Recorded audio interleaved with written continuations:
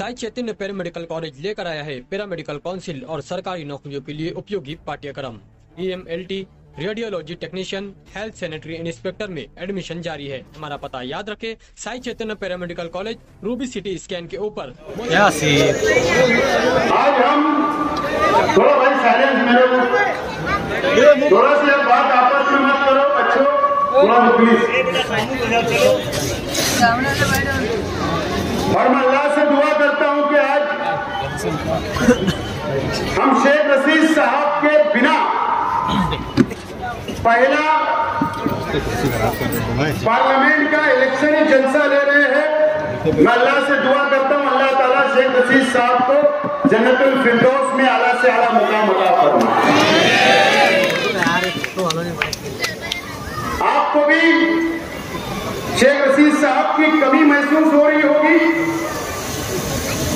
और हम परिवार के लोगों को तो हर मिनट के ऊपर उनकी कमी महसूस होती है। अगर आज शेख रशीद साहब होते तो हमारी इस मंच के ऊपर बैठकर सरपरस्ती करते, तकरीर करते और आप लोगों से वोट मांगते और हमारी क़यादत करते। मैं सबसे पहले मैं तमाम ही शेख रशीद साहब के चाहने वाले, शेख रशीद साहब के पुराने नए, हमारी माँ और बहने गुरुवार वार्ड की जो शेख रशीद साहब को बहुत मोहब्बत की आप लोगों ने और पूरी शहर की आवाम से मैं अपील करता हूं कि शेख रशीद साहब थे तो वो हमारे परिवार की सरपरस्ती किया करते थे और आज शेख रशीद साहब नहीं है तो मैं आप लोगों से अपील करता हूं कि आप लोग मेरी और मेरे परिवार की सरपरस्ती करें और हमारा साथ देने का वादा करें।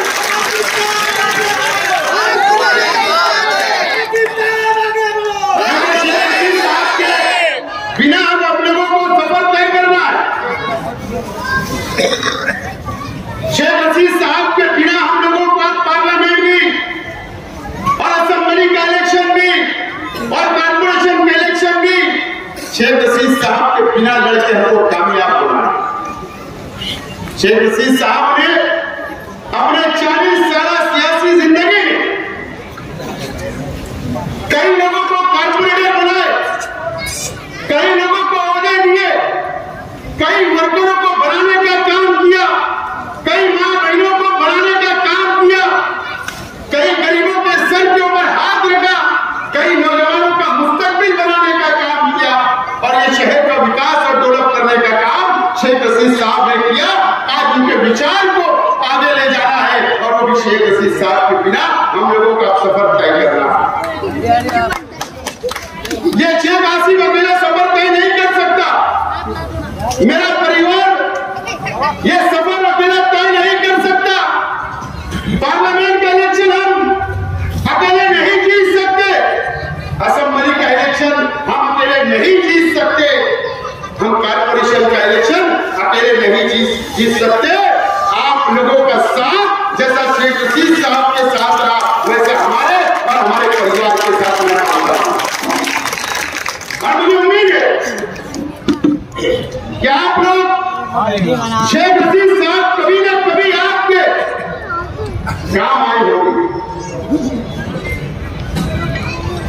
और जरूर मुझे उम्मीद है कि आप लोग हमारा साथ दोगे। दोस्तों,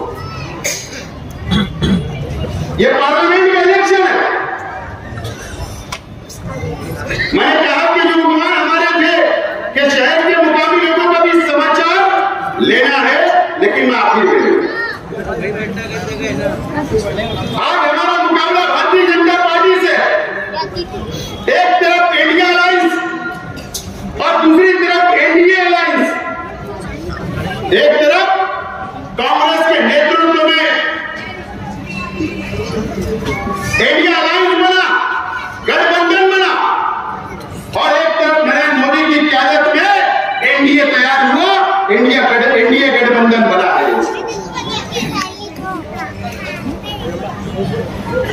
हमारा देश हमारे नौजवानों के लिए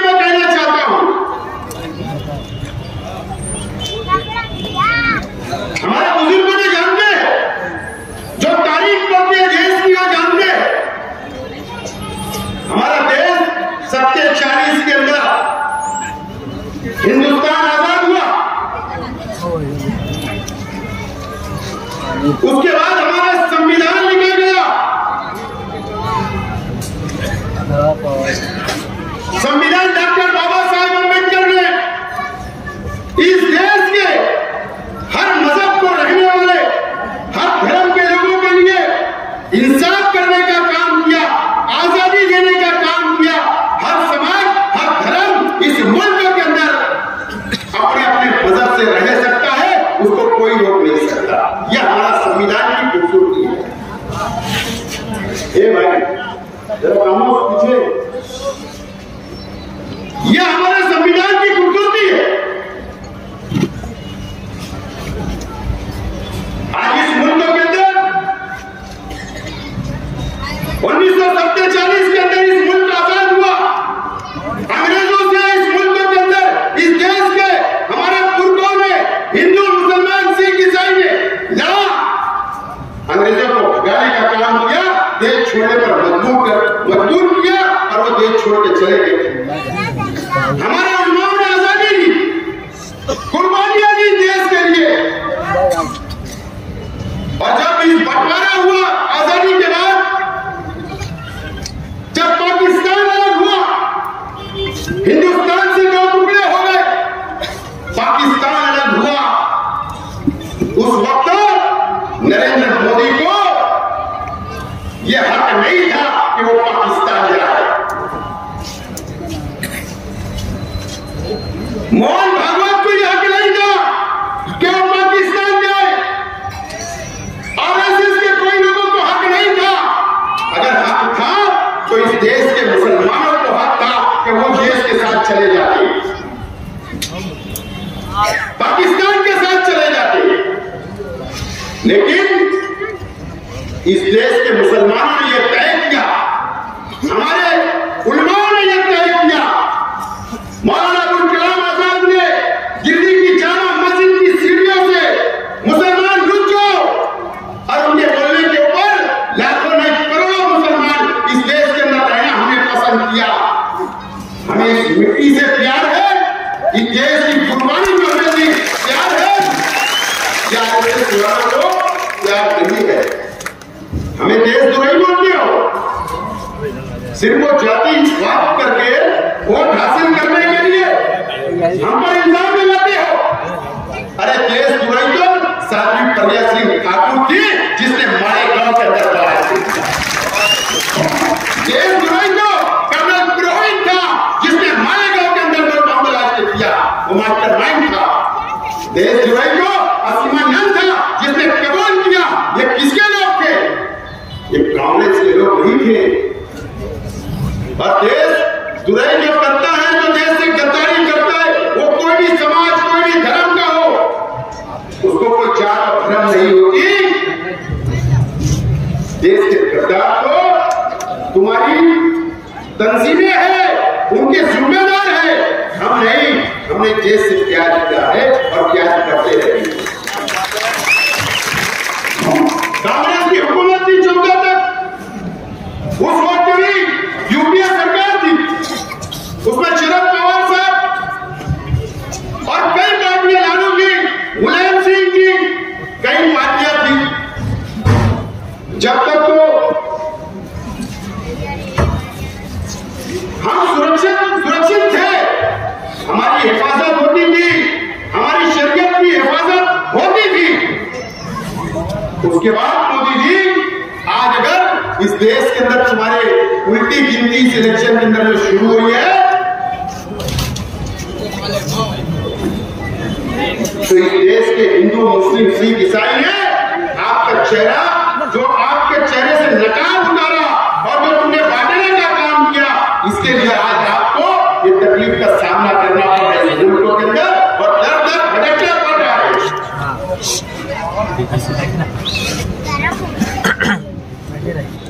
भारतीय जनता पार्टी की सरकार आई, हम बहुत जल्दी भूल गए थे। मेरी माँ बहन इधर घंटियों के अंदर सुन रही होगी, याद करो वो दिन जब भारतीय जनता पार्टी की सरकार ने ट्रिपल तलाक का बिल लाया, हमारी शरीयत के अंदर मुदाखलत करने का काम किया। क्या इस देश का मुसलमान या अल्पसंख्यक क्या टैक्स नहीं भरता है क्या?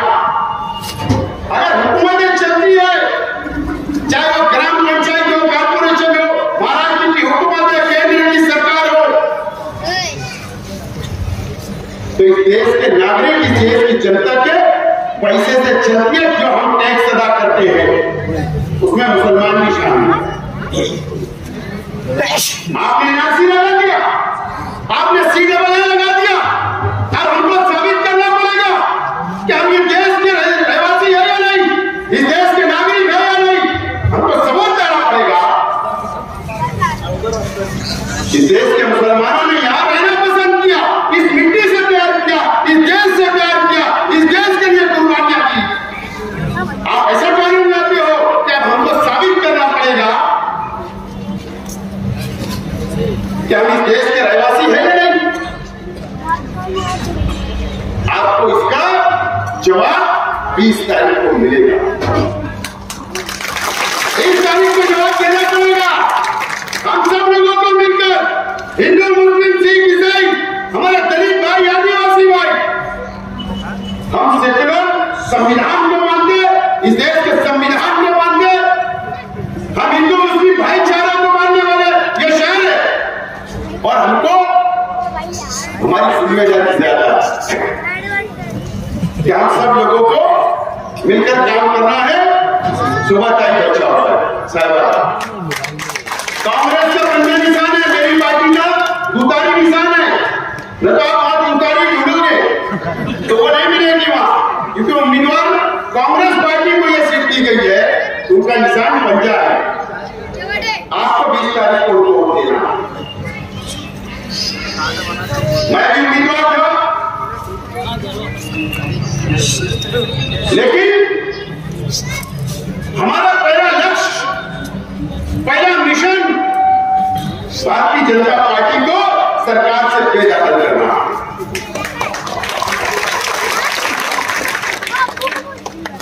हम वापस हो गए। मौलाना इमरान साहब की भी ख्वाहिश जाहिर की, लेकिन ये तो मजहबी आदमी है, हमने हिमायत का ऐलान किया था कि मौलाना लड़ेंगे, हम आपके साथ। मौलाना वापिस हो गए। हमने ताई का पार्टी दिया, मौलाना ने आशीर्वाद दिया। हमारा पहला मकसद, हमारा पहला मिशन भारतीय जनता पार्टी को बाहर निकाल कर फेंकना है। हम हमारी आपस की लड़ाई और कभी मौके से उम्मीदवार होगी, लेकिन आज वो वक्त नहीं है। ये शहर के अंदर आप भी सोच रहे हैं अजीब और गरीब सियासत चल रही है कि नहीं? लेकिन आज मुझे थोड़ा सी बंधन है। तो समाचार तो बहुत अच्छा ले सकता हूं, बंधन है, इसके लिए मैं बहरहाल बोलना भी जरूरी है, क्योंकि वो छोड़ेंगे क्या अपने को? उनके जलसे में छोड़ेंगे तो अपने को भी छोड़ने का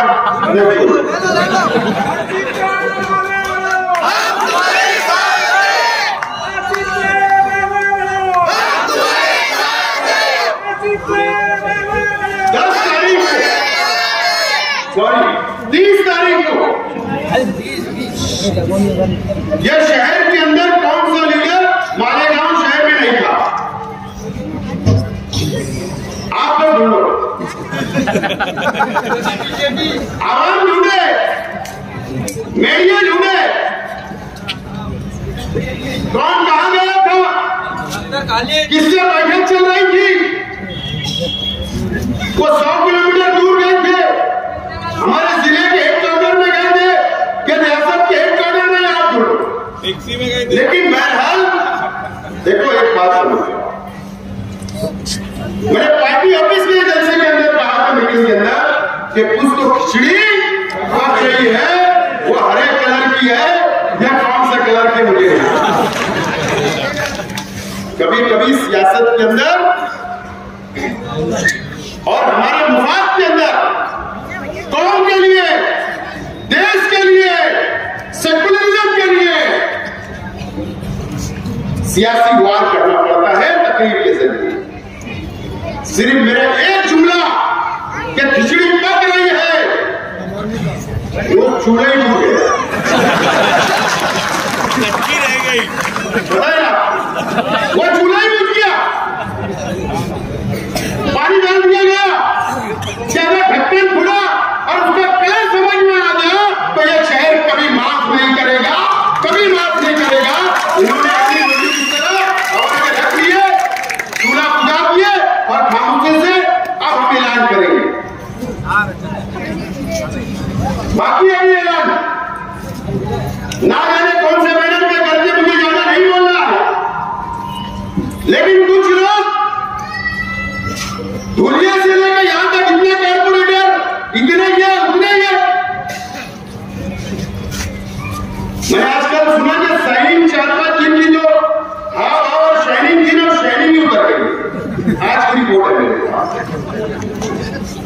बिस्सी उठने वाली थी वो कैंसर,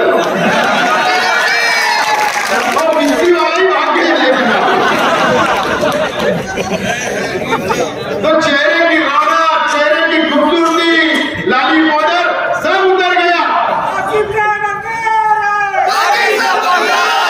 सब उतर गया। साहब मैं आपको बताऊं कि अल्लाह का करम है, शेख रशीद साहब ने जो ये हरा भरा करके गया, जो इनसे मोहब्बत की, अल्लाह का करम है। हमने आके जलसा किया है, हमारे बलबूते के ऊपर, ये वर्करों के बलबूते के ऊपर, ये शहर के आवाम के बलबूते के ऊपर। तो मेरा चैलेंज है कि इंडिया अलायंस के लोगों ने भी अपने पद पर लेना, बाहर के लीडर के भरोसे जलसा, बाहर के लीडरों के भरोसे नहीं। फला आएगा तो हम गलती लगेगी। अरे वो बंदर की मदारी आता ना तो भी लोग जमा हो जाते हैं। ये सब होना चाहिए, दूध का पानी होना चाहिए। किसी को असेंबली लेना है, किसी को मेयर बनना है, सब बनिए। ये आजाद हिंदुस्तान है, सबको अधिकार है, सबको बनावट के पास सब बनिए। लेकिन आज मैं तमाम ही लोगों को, खास तौर पर गुरुवार वार्ड के आवाम को, शहर के शेख रशीद साहब के चाहने वालों को, मेरे चाहने वालों को, पार्टी के चाहने वालों को मैं कुछ बातें बोलना चाहता हूँ। शेख रशीद साहब का इंतकाल हुआ, कितने महीने हुए? 5 महीने। कल 5 महीना हो जाएगा, बराबर। 5 महीने के अंदर ही शहर के अंदर कौन कौन सी साजिश रची गई, यह आप लोगों को नहीं पता होगा। आपने अखबार में पढ़ा होगा, और शेख आसिफ कभी झूठ नहीं बोलता। मैं जाहिल जरूर हूं, आलिम नहीं हूं, लेकिन अल्लाह का खौफ है, जब भी बोलता हूं सच बोलता हूं।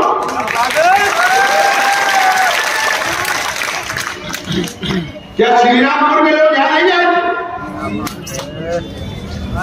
इसके लिए आए थे? मेरे परिवार में से 1-2 लोगों के ऊपर फायरिंग करने के लिए, कत्ल करने के लिए आए थे। अल्लाह का करम है, मुझको पता चला। शहर छोड़ना पड़ा उन लोगों को। पुलिस को मैंने फोटो भी दिया हूं, पुलिस को मोबाइल नंबर भी दिया हूं। अफसोस आज तक इंक्वायरी नहीं की। वहां तक तो पहुंचो। अगर कोई हमारे सीने पे आएगा तो हम सिर पे लेकर पटकना जानते। कोई हमारी छाती में आएगा तो सिर पे लेकर पटकना जानते, लेकिन हम कानून का पालन करते हैं। कानून के ऊपर भरोसा है, पुलिस पे भरोसा है, उसकी इंक्वायरी पूरी होना चाहिए। गोरखपुर से कौन आया था? यूपी से। कहां रुके थे? किसकी मोटरसाइकिल इस्तेमाल हुई? क्यों इंक्वायरी नहीं हुई? जब कोई मर जाएगा मेरे परिवार का, या मेरे पे फायरिंग हो जाएगी, जब पुलिस इंक्वायरी करेगी, पुलिस को इंक्वायरी करना पड़ेगा। पुलिस को बहुत मोबाइल केस निकालती है, मैं तनकीद नहीं कर रहा हूं, लेकिन आपको संजीदगी से सोचना पड़ेगा। कौन उनका पैसा बुला रहा था? कौन उनको घर दे रहा था रहने के लिए? कौन मोटरसाइकिल दे रहा था? कौन हमारे घर की, हमारी ऑफिसों की चौकसी करवा रहा था, निगरानी करवा रहा था? उसकी इंक्वायरी होना चाहिए। ये आज 5 महीने के अंदर ये सुनने पड़ा। अभी 1 हफ्ता पहले एक जगह मीटिंग हुई। अबे असेंबली लड़ो, पार्लियामेंट लड़ो, कुछ भी लड़ो, मर्द जैसे लड़ो। मर्द जैसे हम करते हैं और लड़ते हैं, हारते हैं, जीतते हैं, लेकिन छोड़ के मैदान कभी भागते नहीं है। आपके साथ मीटिंग हुई, ठीक है, मुबारक हो, लड़ना चाहिए, सबका अधिकार है। मेरे परिवार से पिछले हफ्ते एक बच्चे से मीनारा होटल के पास कोई टक्कर किसी की हो गई, उसको फोन करके बोला जा रहा, निकाय को कॉम्प्रोमाइज किया, बोले शेख खलील भी मर गया, शेख खलील भी मर गया, शेख रशीद भी मर गया, बोले अब इनको घेर लो। शेर का शिकार कभी कुत्ते नहीं करते, शेर का शिकार कभी कुत्ते नहीं करते। और शेख रशीद साहब ने वैसा बढ़ा के गए, जब 25-30 लड़के हैं, हर साल एक भी शहीद हुआ तो 25 साल सियासत करेंगे आपको घेर लो, बकरी के बच्चे हम घेर लो। शेख रशीद साहब जब मूछ पे हाथ रखते थे तो 10 दिन लोग सोचते थे, हमने वो रास्ता छोड़ दिया, संविधान का कानून का मानने वाला, ईमानदारी से मोहब्बत की सियासत कर रहे, उनको करने दो, कितनी भी प्लानिंग होने दो। और एक मेरा भाई है, मैंने सुना उसने एक को मुझे मार लगी, उसने सुपारी लिया, दूसरे को ट्रांसफर कर दिया। बोले क्या? बोले एक बात अकील का काम, बोले अकील का काम अकील के बच्चे से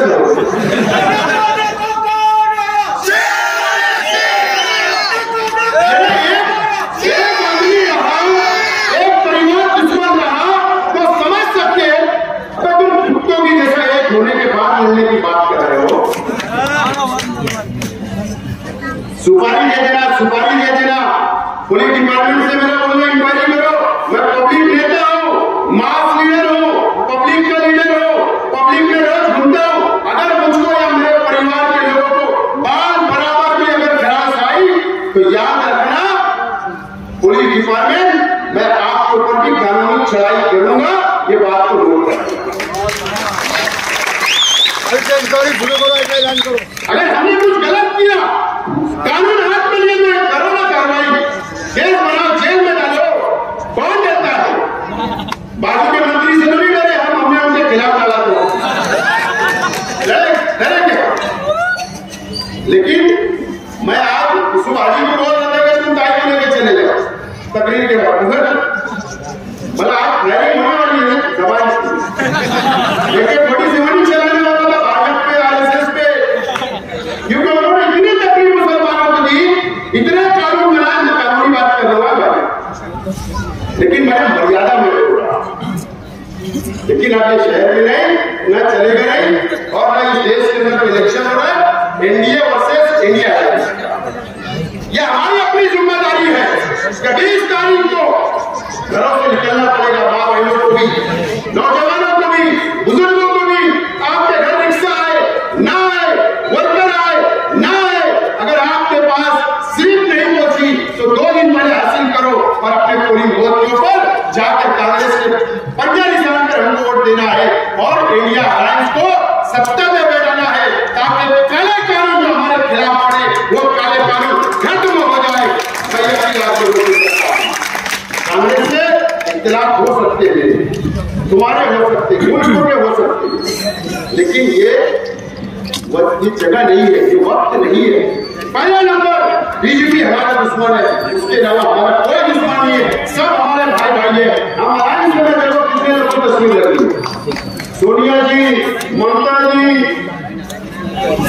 येचुरी जी, जयंत पाटिल जी, केजरीवाल जी, उद्धव ठाकरे जी, स्टैलिन जी, राहुल जी, अखिलेश जी, तेजस्वी यादव, कितने लोग हमारे साथ हैं। यह अलायंस अगर जीत जाएगा तो हम सुरक्षित रहेंगे, काले कानून नहीं बनेंगे, हम आजादी से जी सकते हैं। और इंशाअल्लाह मुझे उम्मीद है कि हम सब मिलकर, हिंदू मुस्लिम सिख ईसाई मिलकर ये भाजपा का खात्मा करेंगे और 4 जून को जब नतीजे आ गए तो इंडिया अलायंस की हुकूमत बनेगी। मैं आपसे अपील करता हूँ 20 मई को वोट देने के लिए निकलना है। बहुत बहुत शुक्रिया, खुदा हाफिज। मुझसे कोई जाने में गलत जुमला निकला तो मैं वापस लेता, माफी चाहता, शुक्रिया, अल्लाह हाफिज। और हमारा आने वाले जुमा का जो जलसा है वो नया इस्लाम प्रेस सर्वे नंबर 57 में शिकारी चौक में होगा, आप लोग शरीक हैं। शुक्रिया, अल्लाह।